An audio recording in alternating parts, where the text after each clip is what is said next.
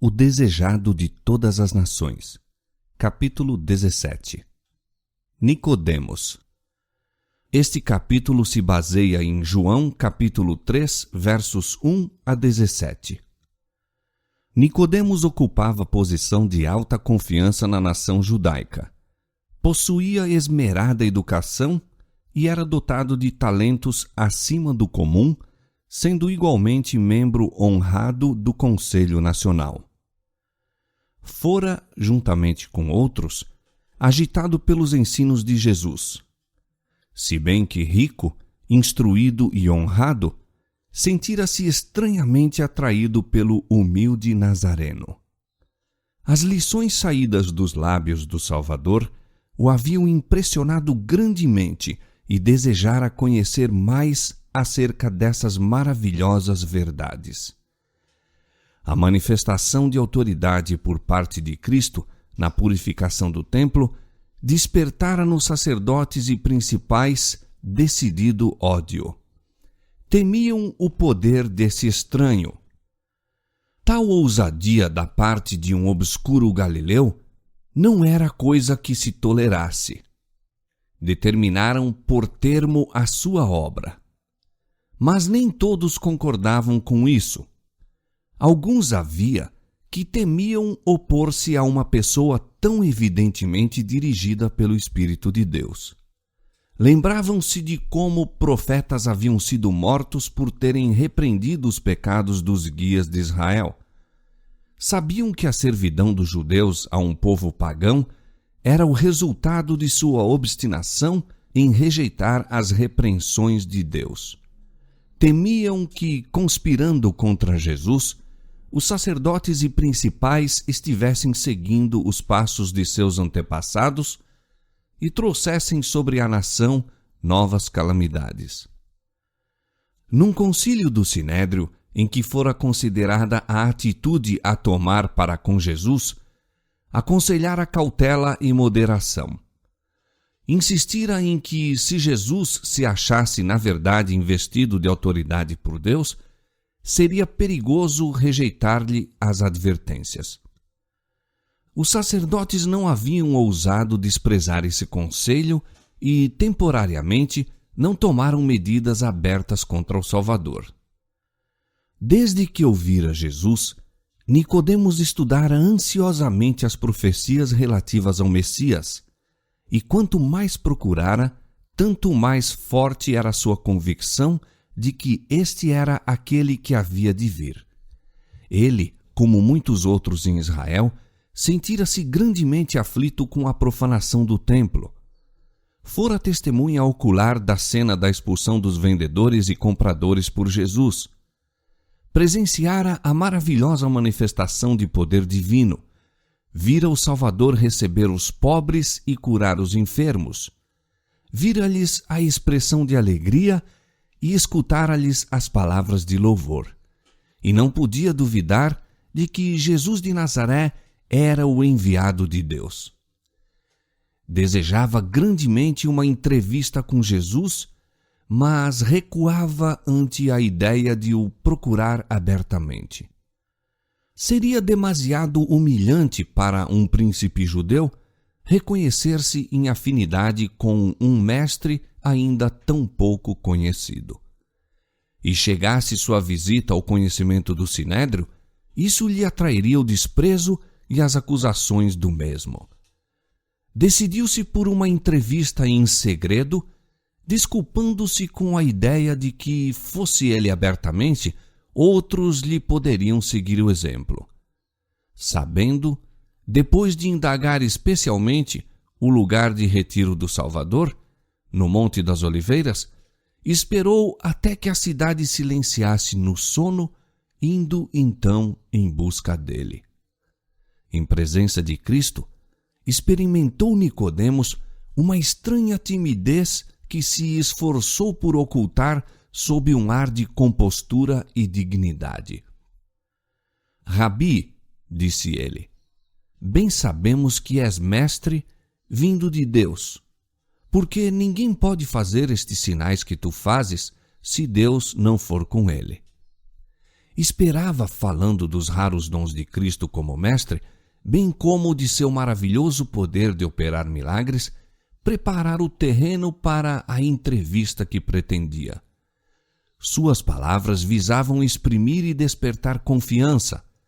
Na realidade, porém, exprimiram incredulidade. Não reconheceu Jesus como o Messias, mas apenas como um mestre enviado por Deus. Em vez de agradecer essa saudação, Jesus fixou os olhos no visitante como se lhe estivesse lendo a alma. Em sua infinita sabedoria, viu diante de si um indagador da verdade. Sabia o objetivo dessa visita e, no desejo de aprofundar a convicção já existente no espírito do ouvinte, foi diretamente ao ponto, dizendo solene, mas bondosamente: Na verdade te digo que aquele que não nascer de novo não pode ver o reino de Deus. Nicodemos fora ter com o Senhor pensando em entrar com ele em discussão, mas Jesus expôs-lhe os princípios fundamentais da verdade. Disse a Nicodemos: Não é tanto de conhecimento teórico que precisas, mas de regeneração espiritual. Não necessitas satisfazer tua curiosidade, mas ter um novo coração. É mister que recebas nova vida de cima antes de te ser possível apreciar as coisas celestiais. Antes que se verifique essa mudança, tornando novas todas as coisas, nenhum salvador proveito tem para ti o discutir comigo minha autoridade ou missão. Nicodemos ouvira a pregação de João Batista quanto ao arrependimento e ao batismo, indicando ao povo aquele que havia de batizar com o Espírito Santo.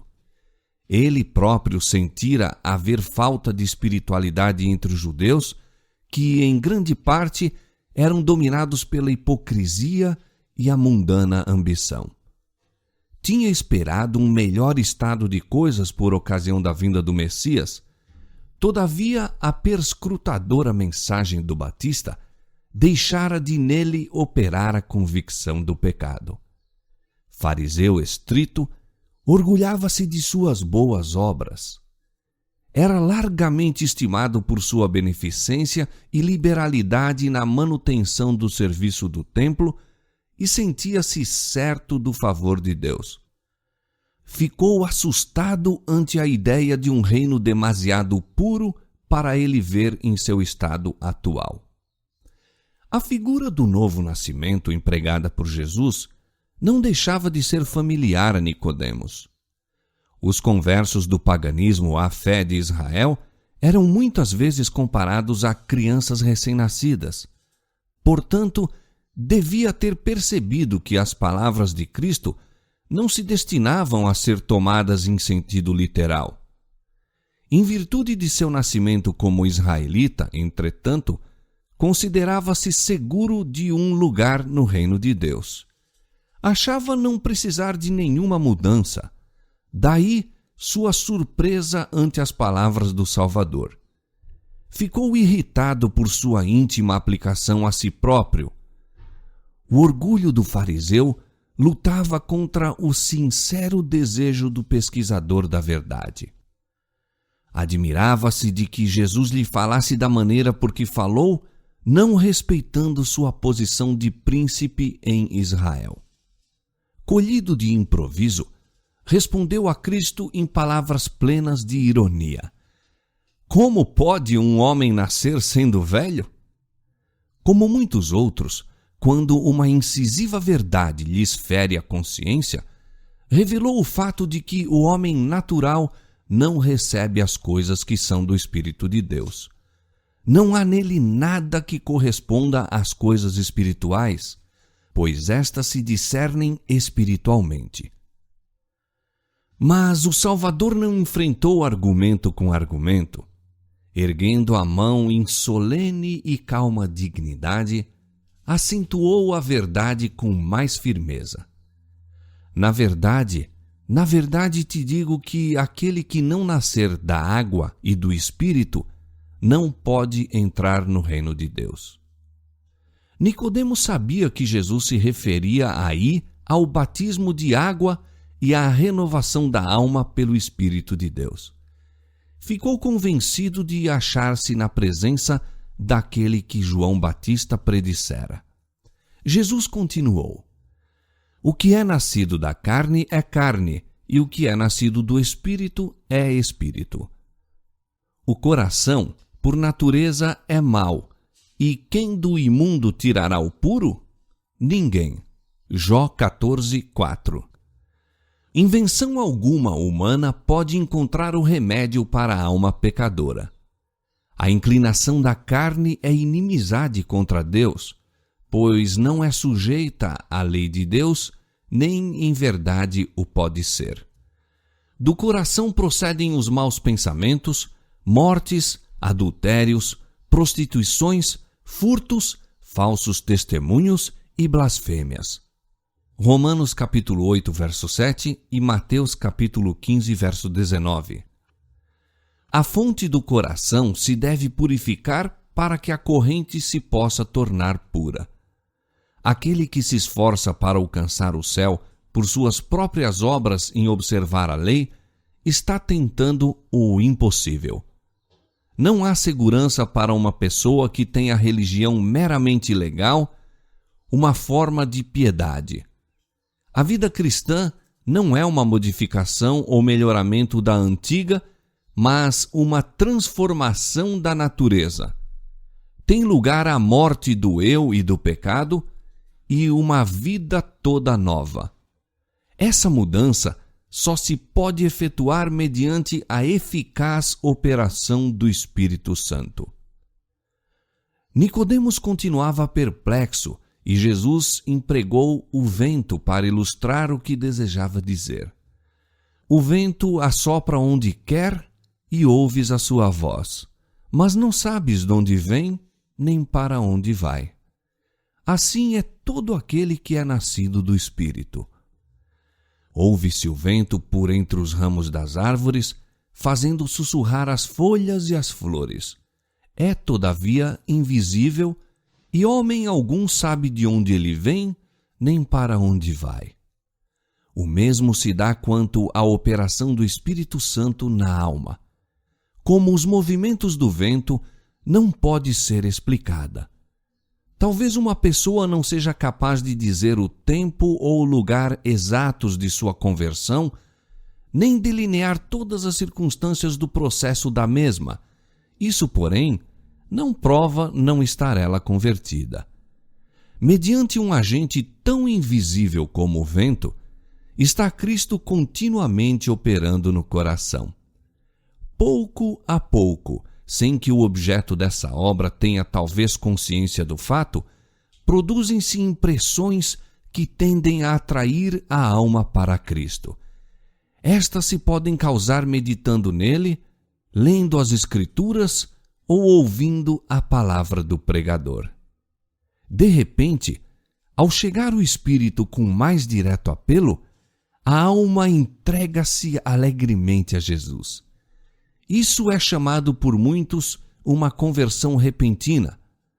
É, no entanto, o resultado de longo processo de conquista efetuado pelo Espírito de Deus, processo paciente e prolongado. Se bem que o vento seja invisível, seus efeitos são vistos e sentidos. Assim, a obra do Espírito sobre a alma revelar-se-á em cada ato daquele que lhe experimentou o poder salvador. Quando os pensamentos pecaminosos são afastados, renunciadas as más ações, o amor, a humildade, a paz tomam o lugar da ira, da inveja e da contenda. A alegria substitui a tristeza e o semblante reflete a luz do céu. Ninguém vê a mão que suspende o fardo, nem a luz que desce das cortes celestiais. A bênção vem quando, pela fé, a alma se entrega a Deus. Então, aquele poder que olho algum pode discernir, cria um novo ser à imagem de Deus.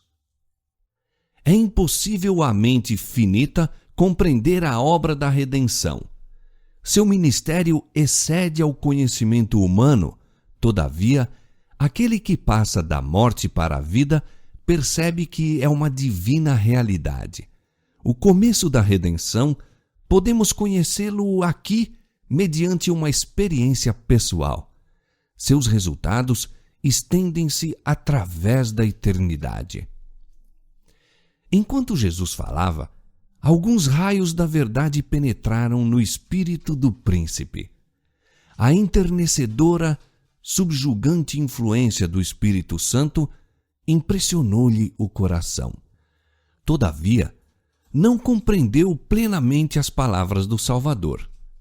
Não ficou tão impressionado com a necessidade do novo nascimento como acerca da maneira por que esse se havia de realizar.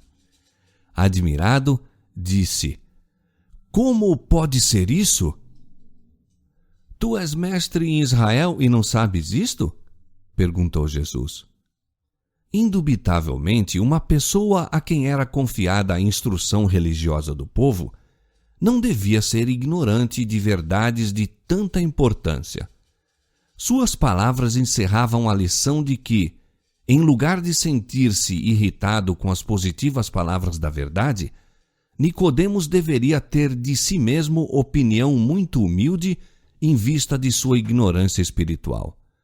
Não obstante, Cristo falava com tão solene dignidade e tanto o olhar como a inflexão da voz exprimiam tão sincero amor que Nicodemos não se ofendeu ao compreender sua humilhante condição. Mas ao explicar Jesus que sua missão na terra era estabelecer um reino espiritual e não temporal, seu ouvinte sentiu-se perturbado. Vendo isso, Jesus acrescentou: "Se vos falei de coisas terrestres e não crestes, como crereis se vos falar das celestiais?" Se Nicodemos não podia receber os ensinos de Cristo, que ilustravam a obra da graça no coração, como entender a natureza de seu glorioso reino celestial? Não discernindo a natureza da obra de Cristo na terra, não poderia compreender sua obra no céu. Os judeus que Jesus expulsara do templo pretendiam ser filhos de Abraão, mas fugiram da presença do Salvador porque não podiam suportar a glória de Deus que nele se manifestava. Revelaram assim não se achar pela graça de Deus habilitados a participar dos sagrados serviços do templo. Eram zelosos em manter uma aparência de piedade, mas negligenciavam a santidade do coração. Ao passo que eram zelosos defensores da letra da lei, violavam-lhe constantemente o espírito. Sua grande necessidade era aquela mesma mudança que Cristo estivera explicando a Nicodemos, um novo nascimento moral, uma limpeza do pecado e renovação do conhecimento e da santidade. Não havia escusa para a cegueira de Israel quanto à obra da regeneração. Pela inspiração do Espírito Santo, escrevera Isaías: "Todos nós somos como o imundo e todas as nossas justiças como trapos de imundícia." Davi suplicara: "Cria em mim, ó Deus, um coração puro e renova em mim um espírito reto." E por meio de Ezequiel fora dada a promessa: "E vos darei um coração novo e porei dentro de vós um espírito novo. E tirarei o coração de pedra da vossa carne e vos darei um coração de carne. E porei dentro de vós o meu espírito, e fareis que andeis nos meus estatutos, e guardeis os meus juízos e os observeis." Isaías 64:6, Salmo 51:10 e Ezequiel capítulo 36, versos 26 e 27. Nicodemos lera essas passagens com o espírito obscurecido. Agora, porém, começava a compreender-lhes a significação. Via que a mais rígida obediência à simples letra da lei, no que respeitava à vida exterior, não poderia habilitar homem algum para entrar no reino do céu. No conceito dos homens, sua vida fora justa e digna de honra. Em presença de Cristo, no entanto, sentia que seu coração era impuro, sua vida destituída de santidade. Nicodemos estava sendo atraído para Cristo. Ao explicar-lhe o Salvador o que dizia a respeito ao novo nascimento, anelava experimentar essa mudança em si mesmo. Por que meio poderia isso realizar-se? Jesus respondeu à não formulada pergunta. Como Moisés levantou a serpente no deserto, assim importa que o Filho do Homem seja levantado, para que todo aquele que nele crê não pereça, mas tenha a vida eterna. Ali estava um terreno familiar a Nicodemos.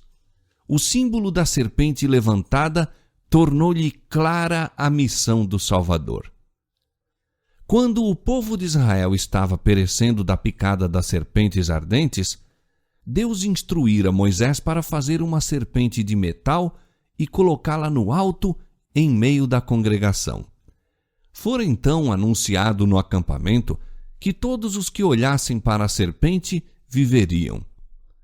Bem sabia o povo que, em si mesma, não possuía ela poder algum para os ajudar. Era um símbolo de Cristo. Como a imagem feita à semelhança das serpentes destruidoras era erguida para a cura deles, assim alguém nascido em semelhança da carne do pecado havia de lhe ser redentor. Romanos 8:3. Muitos dos israelitas olhavam o serviço sacrificial como possuindo em si mesmo virtude para os libertar do pecado. Deus lhes desejava ensinar que esse serviço não tinha mais valor que aquela serpente de metal. Visava a dirigir-lhes o Espírito para o Salvador, fosse para a cura de suas feridas, fosse para o perdão dos pecados. Não podiam fazer por si mesmos coisa alguma senão mostrar sua fé no dom de Deus. Cumpria-lhes olhar e viver. Os que haviam sido mordidos pelas serpentes poderiam haver demorado a olhar. Poderiam ter posto em dúvida a eficácia daquele símbolo metálico. Poderiam haver pedido uma explicação científica. Nenhuma explicação lhes era dada, porém, deviam aceitar a palavra que Deus lhes dirigia através de Moisés. Recusar-se a olhar era morrer. Não é por meio de debates e discussões que a alma é iluminada. Devemos olhar e viver. Nicodemos recebeu a lição e levou-a consigo. Examinou as Escrituras de maneira nova, não para a discussão de uma teoria, mas a fim de receber vida para a alma. Começou a ver o reino de Deus ao submeter-se à direção do Espírito Santo. Milhares existem hoje em dia que necessitam da mesma verdade ensinada a Nicodemos mediante a serpente levantada. Confiam em sua obediência à lei de Deus para se recomendarem a seu favor. Quando são solicitados a olhar a Jesus e a crer que Ele os salva apenas pela sua graça, exclamam: como pode ser isso? Como Nicodemos, devemos estar prontos a entrar na vida pela mesma maneira que o maior dos pecadores. Além de Cristo, nenhum outro nome há dado entre os homens pelo qual devamos ser salvos. Atos 4:12. Mediante a fé, recebemos a graça de Deus. Mas a fé não é nosso Salvador. Ela não obtém nada. É a mão que se apega a Cristo e se apodera de seus méritos, o remédio contra o pecado. E nem sequer nos podemos arrepender sem o auxílio do Espírito de Deus. Diz a Escritura de Cristo: Deus, com a sua destra, o elevou a príncipe e salvador para dar a Israel o arrependimento e remissão dos pecados. Atos 5:31. O arrependimento vem de Cristo tão seguramente como vem o perdão. Como, então, nos havemos de salvar? Como Moisés levantou a serpente no deserto, assim foi levantado o Filho do Homem, e todo aquele que tem sido enganado e mordido pela serpente pode olhar e viver. Eis o Cordeiro de Deus que tira o pecado do mundo. João 1:29. A luz que irradia da cruz revela o amor de Deus. Seu amor atrai-nos a Ele mesmo. Se não resistirmos a essa atração, seremos levados ao pé da cruz em arrependimento pelos pecados que crucificaram o Salvador. Então o Espírito de Deus, mediante a fé, produz uma nova vida na alma. Os pensamentos e desejos são postos em obediência à vontade de Cristo. O coração, o espírito, são novamente criados à imagem daquele que opera em nós para sujeitar a si mesmo todas as coisas.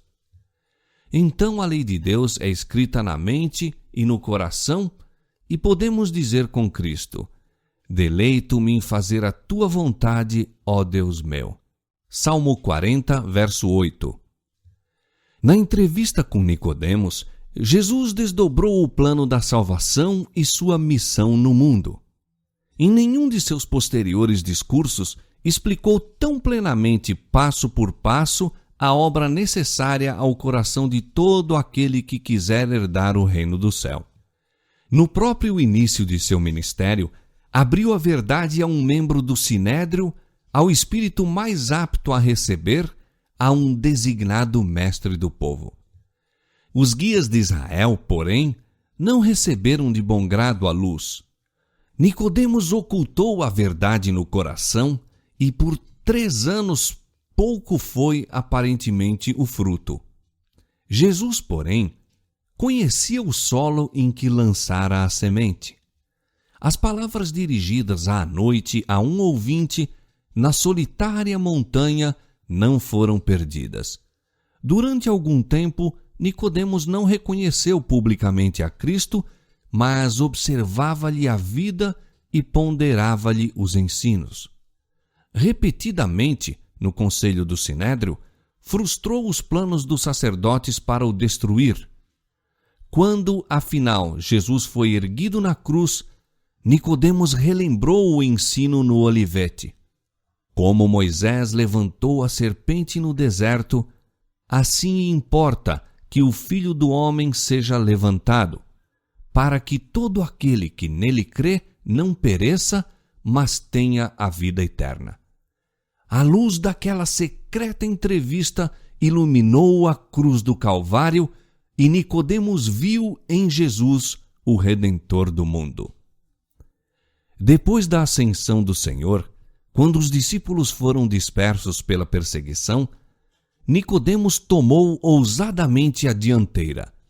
Empregou sua fortuna na manutenção da igreja infante, que os judeus haviam esperado fosse extirpada com a morte de Cristo. No tempo de perigo, aquele que tão cauteloso e duvidoso fora, mostrou-se firme como a rocha, animando a fé dos discípulos e fornecendo meios para levar avante a obra do Evangelho. Foi desdenhado e perseguido pelos que lhe haviam tributado reverência em outros tempos. Tornou-se pobre em bens deste mundo, todavia, não vacilou na fé que tivera seu início naquela conferência noturna com Jesus. Nicodemos relatou a João a história daquela entrevista e por sua pena foi ela registrada para instrução de milhões. As verdades aí ensinadas são tão importantes hoje em dia como naquela solene noite na sombria montanha, quando o príncipe judeu foi aprender com o humilde mestre da Galileia o caminho da vida.